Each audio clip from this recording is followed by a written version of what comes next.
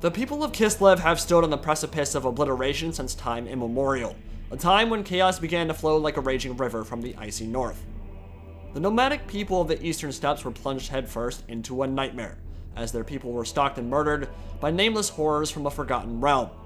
The Kurgan and Hung were enslaved, and their numberless hordes became the backbone of a new great enemy. But it was the might of the Gospodars who held firm in the face of the ruinous powers.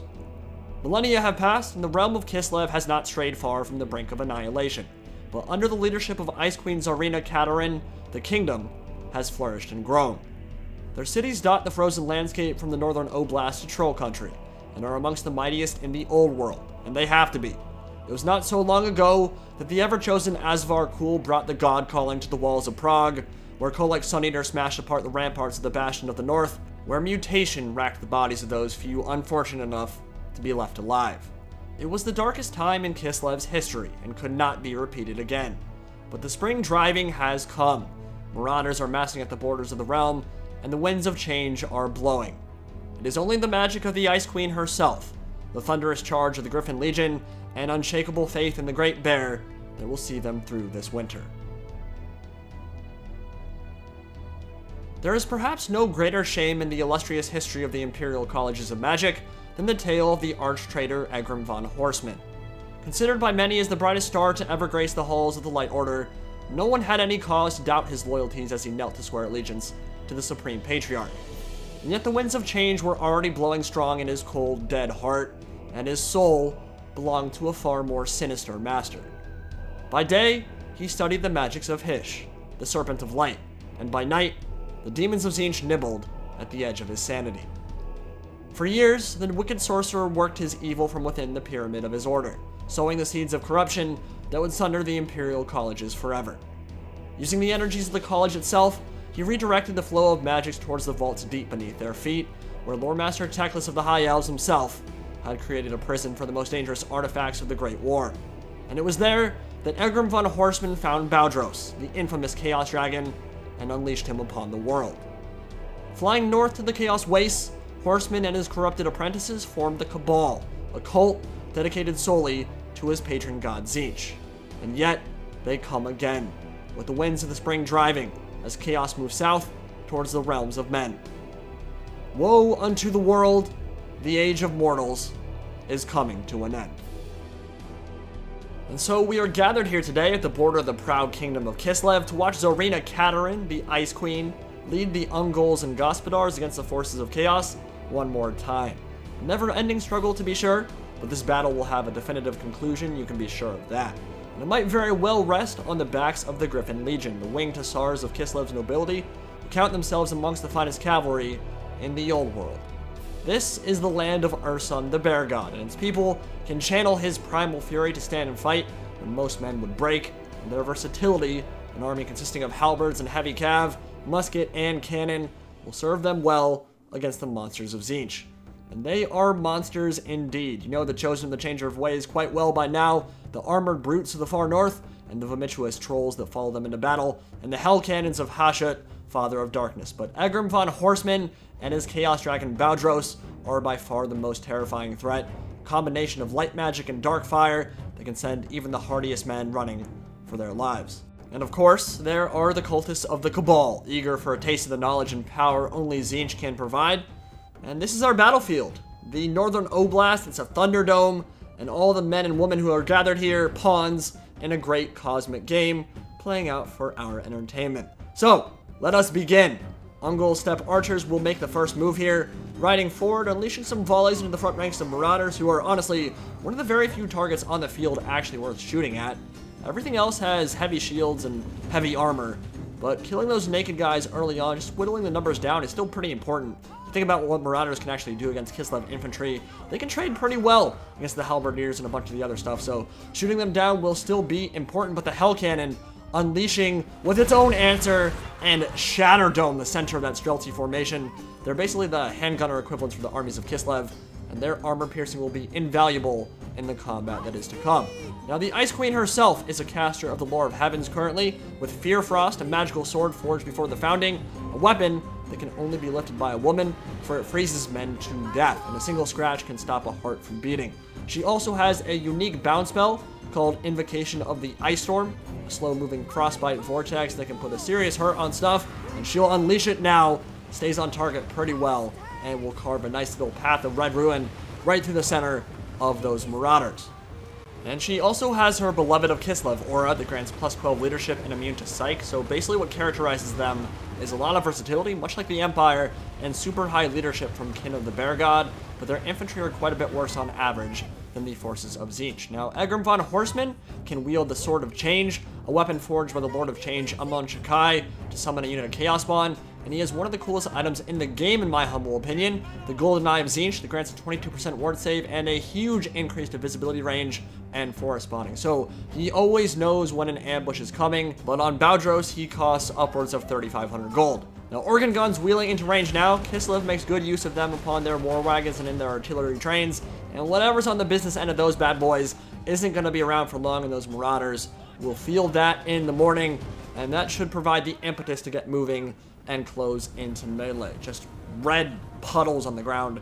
The only evidence that anything existed there before those volleys came in. Armored trolls moving in as well. Cannons unleashing their volleys now, getting some good shots into the middle of the Warriors of Chaos, and each of those balls should be able to rip through the center of their formation and deal quite a bit of damage here. But you think about what Chaos is able to bring to the table here. Obviously a very powerful rush army and some amazing support from the champion of Tzeentch up top on Bowdros, who actually has Barona's Time Warp as a bound spell on top of his regular lore of light casting, so you will be able to consistently buff up that front line to pretty absurd levels as melee attack and speed get increased on Chosen and Chaos Warriors and Forsaken. And that's not even mentioning Net of Ammontalk and Banishment, which can provide a ton of utility and damage output in a battle this big. Obviously, Vortexes in a regular 12,400 battle, funds battle, typically not going to be that amazing of a choice in terms of spell output, but in a large 40 unit cap battle, those Vortexes are completely changed here and can do a lot of damage,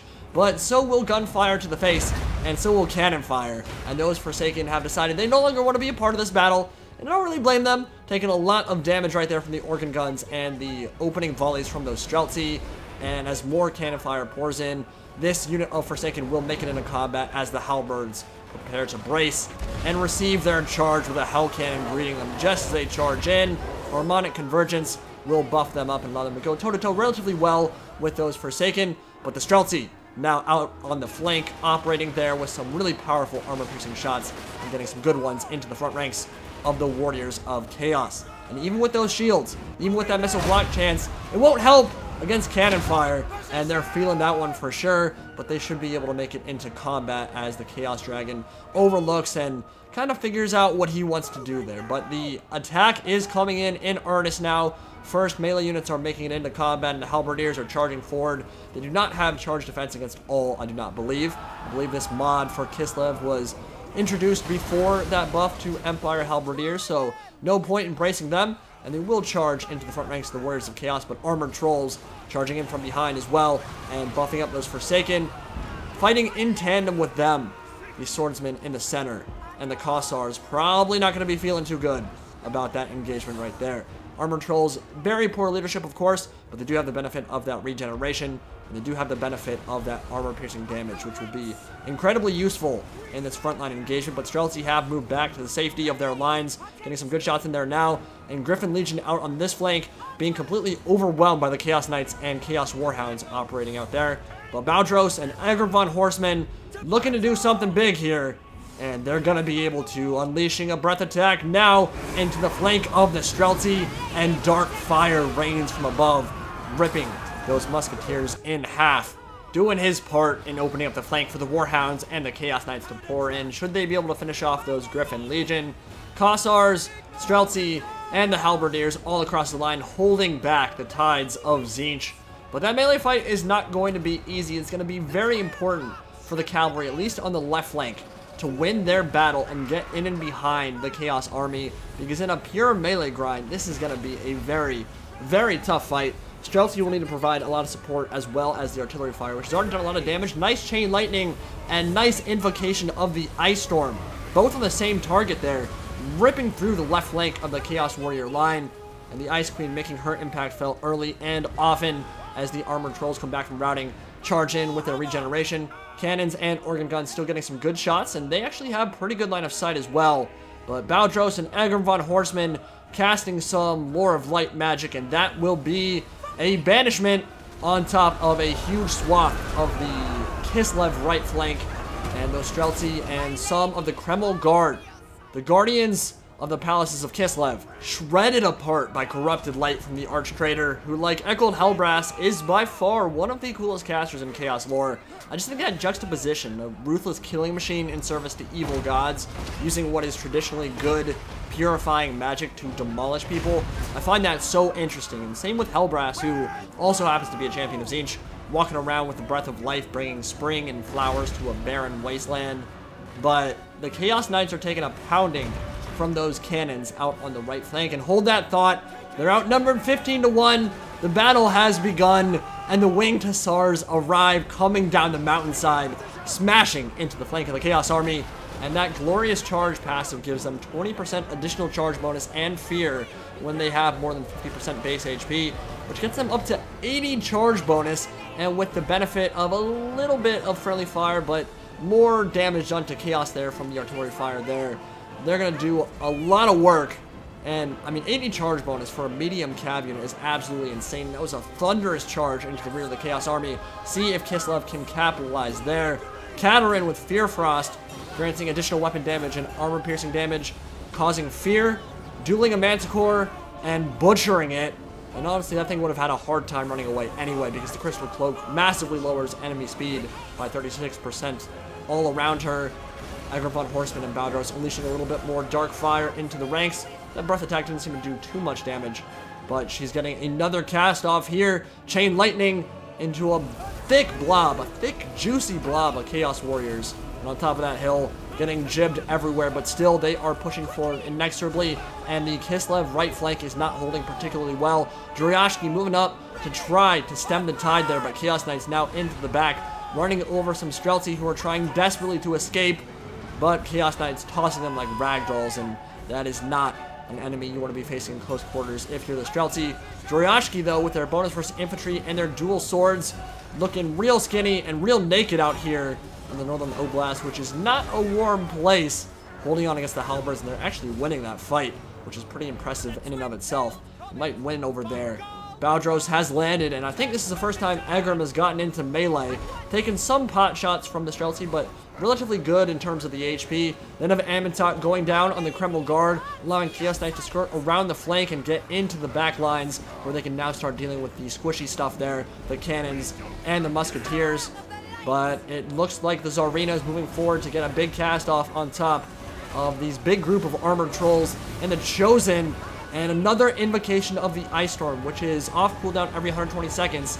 This is a long battle, so that's a pretty important component right there, doing some decent damage to a big section of the Chaos Army. They're very blobbed up right now, but the Kreml Guard and Halberdiers are starting to break, and that will allow the unending tides of the Ruinous Powers to flow through and get into the back here. And you see the Cavalry and the Chaos Warhounds have tied down some of the artillery in the back lines.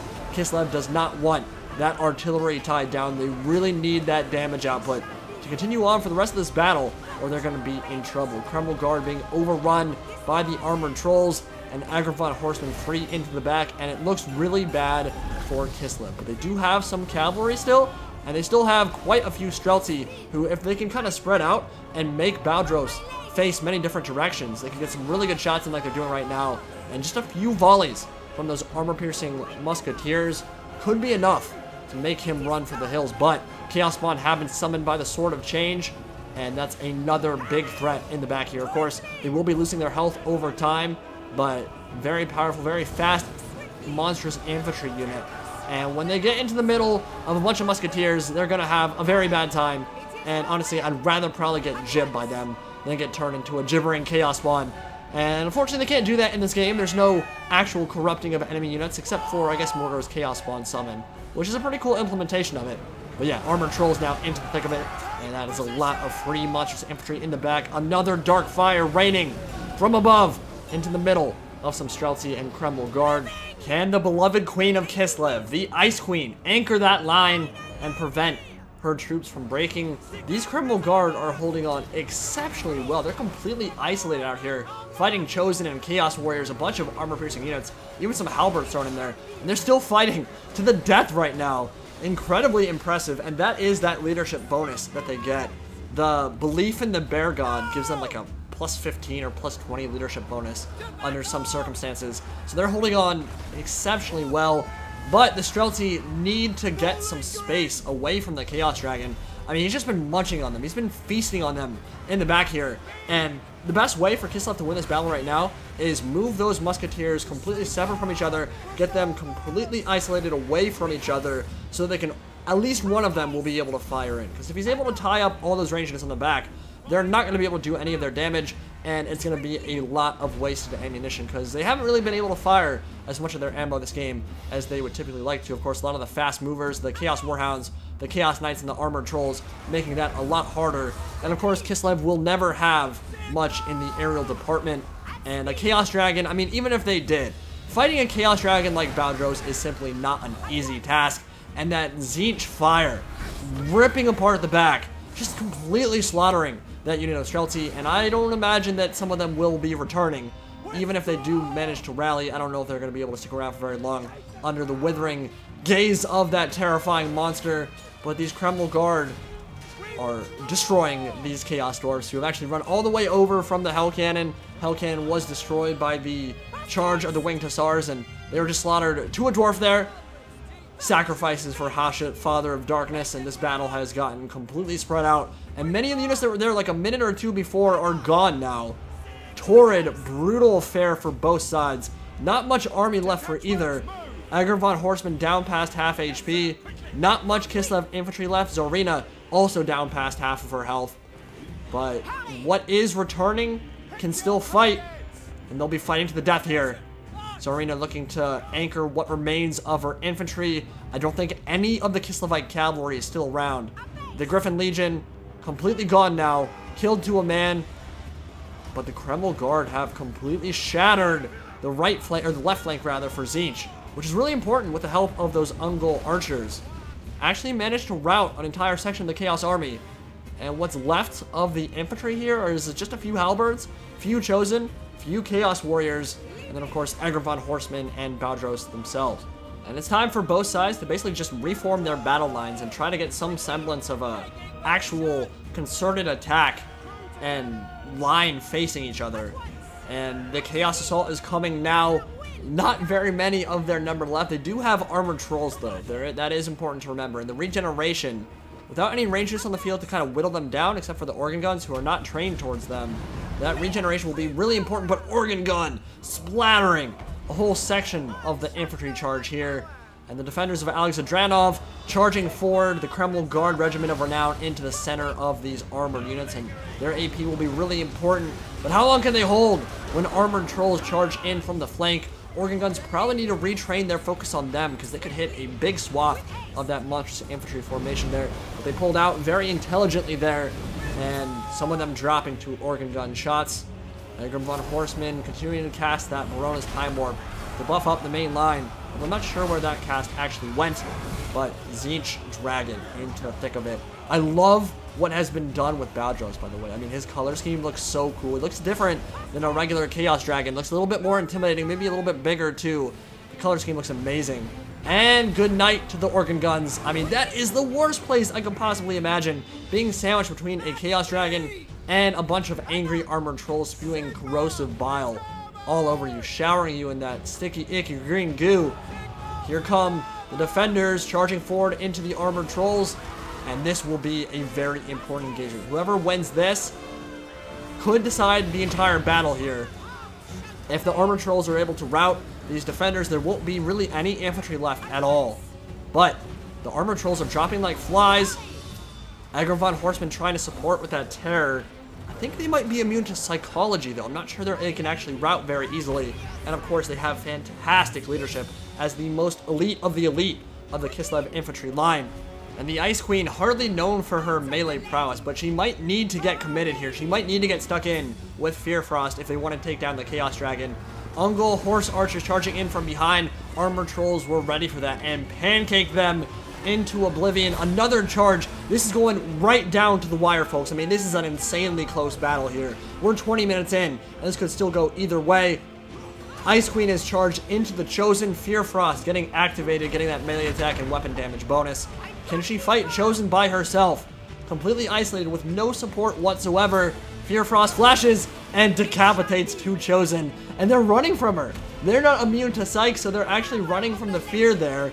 And wow, that is really, really important. Although the Chaos Dragon is not very pleased with it, trying to hunt her down. That is such a cool look. Oh, that's so cool. I really don't feel very good for where Tzarina is right now. I mean, running from I don't know what a Tzeentch Dragon has at speed, maybe like 85, 90. They're really fast. She doesn't have that kind of speed on top of a regular steed, but can she kind of juke him, put the Adrian Peterson moves on, and like get some kind of dodging done and get back to her main line, which is, to be honest, there isn't a line at this point for either army. I mean, there's no infantry left. She's just trying to do what she can to prevent these halberds from returning. But the defenders of Alexandranov, there's like a handful of them left, and I believe that's like the only infantry unit left. Tzeentch Dragon still hunting her down without any mercy. And the armored trolls with their regeneration, that's such an important factor as we get into late stages here. There's nothing that can close them down in melee. If they want to, they could run to the other side of the map and get all their regen and then come back. But that's boring as hell. They're not going to do that. They're going to charge forward. Oh my god. They just got destroyed. Uncle Horse Archers charging in to try to support them. But armored trolls are really kind of in their element right now and wavering on that Regiment of Renown. Wavering, routing on the Ungol Horse Archer line, and armored trolls are gonna end up winning that fight. It looks like, with a few Chaos Warriors coming back.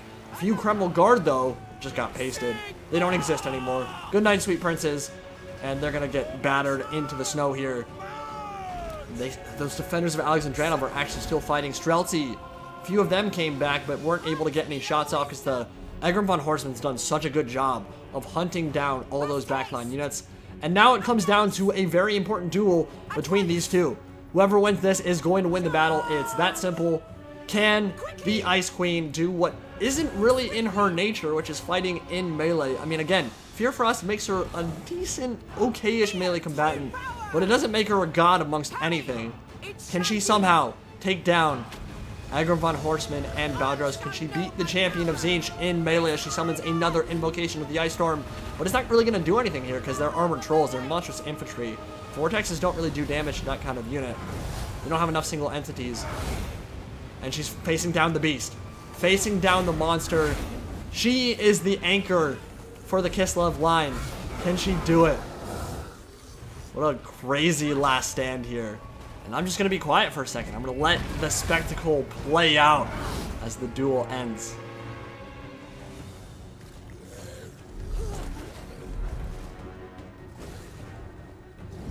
For my ladies!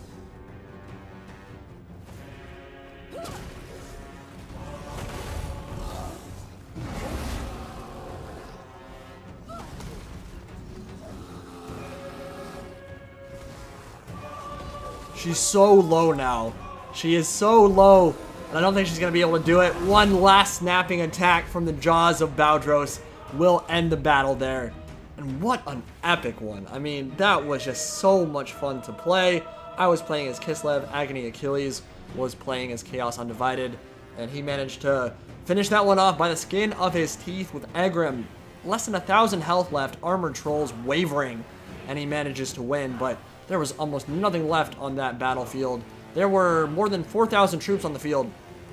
By the end of it, there were like 12 entities left, not routing, which is just absolutely crazy. But Agam von Horseman, 280 kills with some really good breath attacks and that amazing banishment earlier on in the battle. Armored Trolls got 3 chevrons, 265 kills. I'm not sure I've ever seen a unit of monstrous infantry get that many against what a really decent infantry. I mean, Kislev has some decent infantry for sure, but the cavalry for Kislev did what they could. Streltsy probably could have been used better, and the Tzarina herself, Ice Queen with 145 kills, made a huge impact on that battle. Really hope you guys enjoyed that. Mods will be linked in the pinned comment. I'll see you all next time. Indie Pride, signing out for now.